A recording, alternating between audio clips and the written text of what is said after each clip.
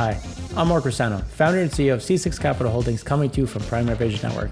So today's Friday, and it's our favorite day with the Primary Vision frac spread count.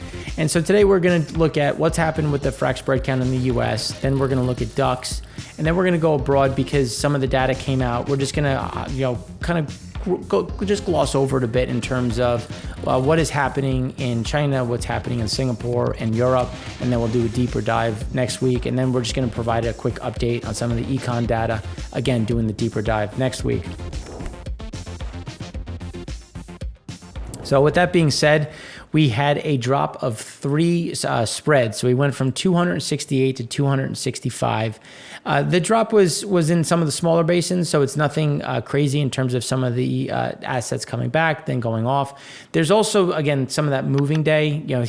A lot of this stuff doesn't go up in a straight line. You have a couple weeks of going up, then you'll pause, come down a bit just because things have to move from one location to another. Some might have finished a contract, especially in some of the smaller basins where they come back, they do work, and then they go away for another 6 to 8 weeks depending on timing. So again, nothing crazy. We still have that target of 275. We were saying it's going to be by the end of October, beginning of November. This is just going to be kind of where we sit going forward. But the bigger concern is really not so much on what's happening with the frac spread count, because we're well on pace to have our exit rate that we've been talking about between 11.5 and 11.7 million. Again, closer to the 11.6, 11.7. But when you look at where some of the flow is and where some of the growth is over that time period, because we do have a lot of growth in the Permian. So one of the things that we also wanted to talk about is rigs, because rigs is going to be that bigger backdrop that we've talked about when we look at where some of this growth is going to come from. Because when you look at what the drop was, so oil came down by 2, but you can see that there was a drop in 2 vertical, an increase in 1 horizontal. So remember, we're trying to get into that efficiency phase where you have the vertical run ahead, you drill the vertical well, and then you have the horizontal well rig coming behind it, and then you pop it in, and then you turn the well. It helps do things a little bit faster, a little bit cheaper. And these are things that we're going to have to continue to look for and watch for, because one of the things that we still hold true, again, rigs have moving days just as much as spread counts do. So this is something where, again, we've had a very steady move up. Now we have a little bit of a pause, some things readjust, and then we have that continuation. It's just we believe that continuation is going to be on the spread count versus what things are going to happen on the rig count. So the rig counts will run higher. Spread counts will stay fairly flat, which is why when we look at what is happening in DUCs, you can see that we've had that big drop. So when we look at the new DUC count here, you can see when we look at total wells completed, looking at that white line, we're right back to where we were at the end of 16, beginning of 17. We're now through where we were in 18, which I think 18 is where we'll get back to. So as the rigs come back, you're going to start to see that level off, and then the spreads DUCs will come back closer to where we were in, let's call it the end of first quarter, beginning of second quarter of 2018.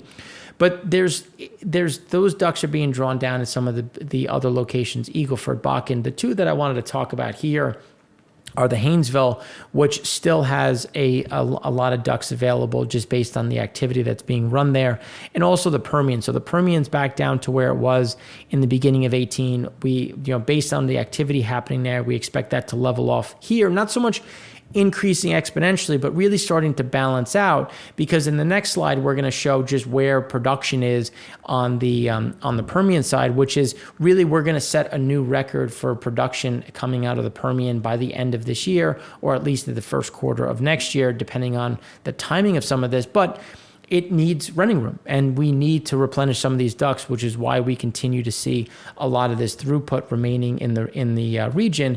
And here's where you can see what is happening with the Permian right now. We've had a nice snapback. We've had a lot of opportunities, and even though the spread count has not gotten back to the highs that we've seen, we're seeing that more of that simul-frac or dual frac, depending on your nomenclature. And it's really about 15 to 20% of completions, not so much spreads, but 15 to 20% of completions are utilizing that dual frac, which again is just increasing efficiencies and bringing us closer to that new production record without seeing this massive spike or of capacity. And that's something that we want to look at and to see how much of this could be adopted in some other regions, which again is just going to keep us from really ever needing 500 frac spreads again. One of the things that, and I had a question with a client, is what are we thinking about when we look into 2022? And obviously it's early, but when we look out going from 275 to 330 is doable. It's going to take some work. It's not something where we're going to snap our fingers and this is going to appear, but we have to look at how much capacity is there and how much capacity do we really need, because we're not looking to get to 13 million barrels a day. What we're looking at are, again, early estimates is an exit rate of next year of about 12.3 million. So we're not looking at this huge surge, but something that is very stable and steady as we go through what could be a very trying time on the economy side, on the global economic side. So then when we look at China's Shandong, you can see that we did get a small dip when you look at the amount of crude at the Shandong ports. They've only picked up one Angolan and one Congo cargo, which is kind of interesting when you think about the fact that they've gotten these new quotas. So there's some pushback in terms of where we're going to see some of this activity, where are we going to see some of this flow. We should start to see this pick up. So we've had another 5 or so VLCCs get picked up that are signaling China. The U.S. has picked up 8. So we should see, again, kind of that backlog where we're at that first wave of imports into Pad 3. And this is going to be on the back of it. And one of the things that, as we've been talking about, you really want to look at what's happening in that middle distillate and realistically breaking that down further into diesel or ultra low sulfur diesel and high sulfur fuel oil. Because right now that's where we're seeing a lot of the mobility in terms of the demand. And that's going to give you the gauge of, well, how is the local economy doing? What is heating looking like? And what is happening at the industrial side for that gas to oil switching? And those are going to be some of the tells, which is why it's so important to look at what's happening with fuel oil in Shandong. You can see it's still at a record high. And a lot of this is being hoarded because realistically, Shandong will take this fuel oil and sell it internally, either to state-owned enterprises or to state-owned refiners. The refiners will then either recrack it and use it, or it's just going to be used as a fuel. And that this is another thing of their really hoarding this, cutting down on exports and waiting to see how the market prevails, because winter weather is winter weather. Weather is trying to predict weather is obviously all the rage, and it's just always tough, which is why when you look at what Japan has, a record amount of LNG in storage, same with South Korea, and Japan has several more nukes that have come back since last year.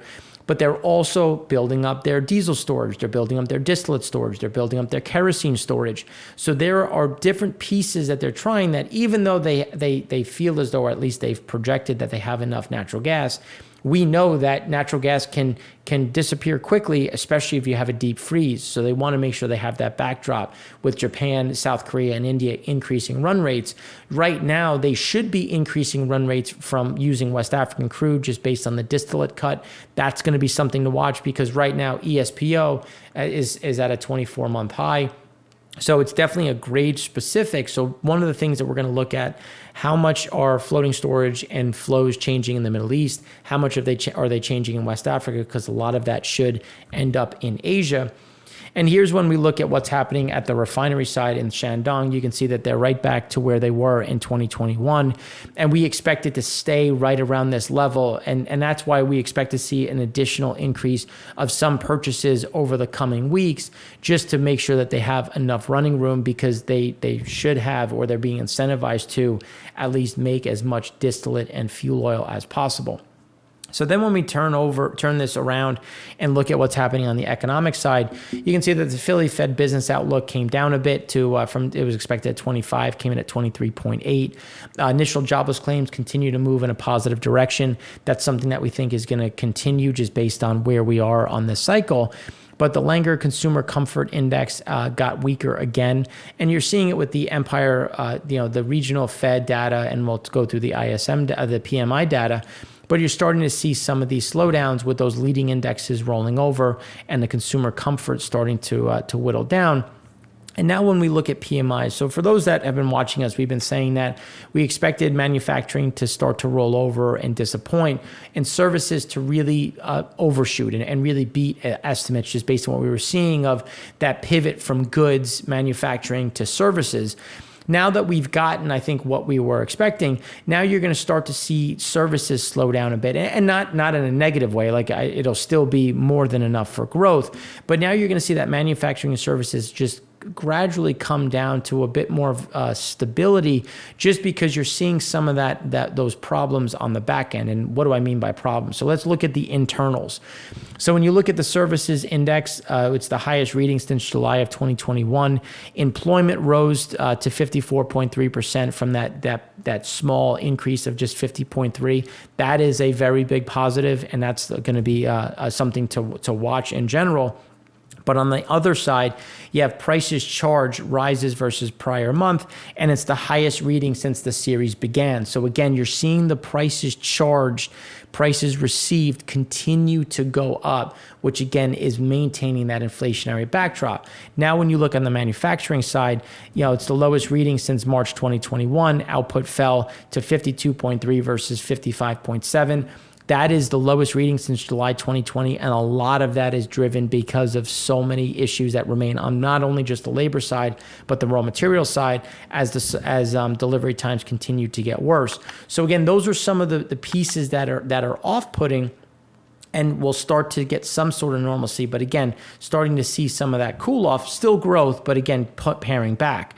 And then when we look at that as an aggregate to see where we sit, so the aggregate in general, when you look at the composite, was up to 57.3% versus the prior 55, really driven by the services side, despite the ongoing pressure, and employment grew at the fastest pace. But when you look at the internals of it in general, new orders fell small. So it went from 55.3 to 55.2. So still there. Lowest reading since December 2020. But there's a lot of backlog. So you would expect new orders to come down as backlogs grow and people wait for their goods. So I don't think there's anything really to read into that. And it's still a very strong number. The input prices rise versus the prior month, and it's the highest reading since the series began. That's where we continue to see these pressure points. We continue to see inflation grinding higher, which is why Powell came out today and said that they were wrong on inflation, and inflation is lasting longer than they were expecting, and it's now time to taper. And now they're starting to change their tune a bit. And I think that it's really, when you start looking at a lot of these leading indicators, the hope was that we had seen the back end of it. And one of the things that we were saying was the pace was going to slow and then reaccelerate. And now we're seeing this reacceleration, because remember, our view is that the acceleration was going to be both on the consumer side when you look at pricing, but also on rent and primary ownership, which we have seen in spades. So that's no surprise. I think this is just a great quote. I think Chris Williamson is fantastic, and I think he carries it very well. When you look at the resurgent in service sector, as you had case counts fall, people coming back, and again, I think there's going to be a little bit of a pare back, which is why it'll be a driver of Q4 growth, but the manufacturing side will be that overhang. But hiring, again, is picking back up. So why are we easing so much? Another thing that is starting to come back, as we talked yesterday, on wages and income. Manufacturers also continue to report strong demand. Factory production remains plagued, though, by constraints. But again, record supply chain bottlenecks and labor shortages. Prices paid by factories for raw materials rose at yet another new record pace.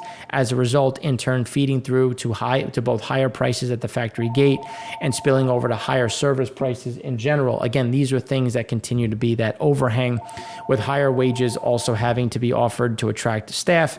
Again, there's some that'll start to eat in. It's just a matter of when. When does that start to become a much bigger problem across the system?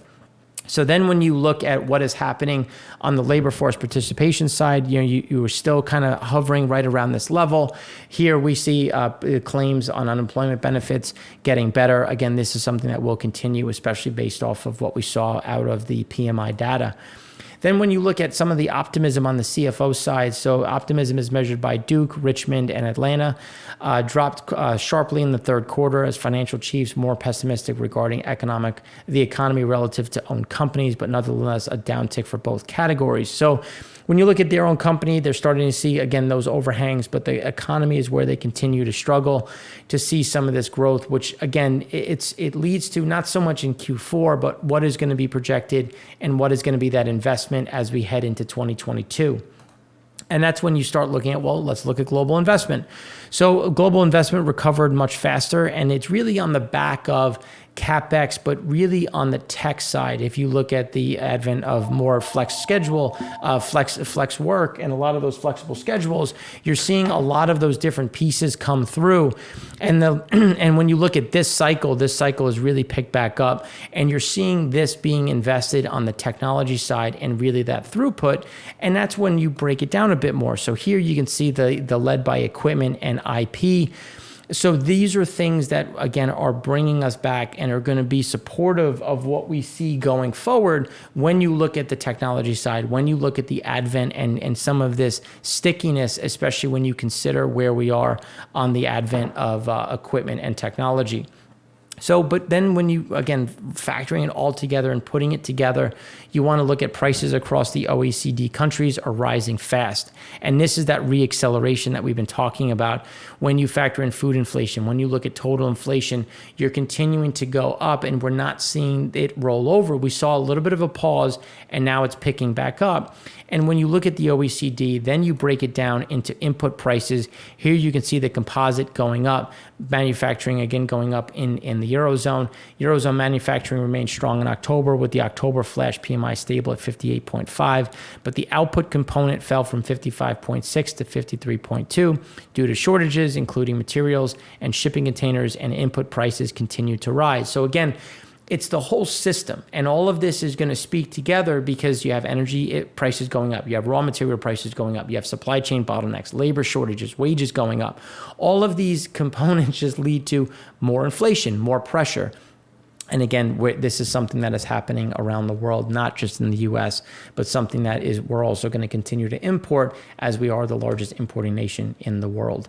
So I hopefully this was helpful. If you have any questions, please let us know. Your support is appreciated. Please like, share, subscribe.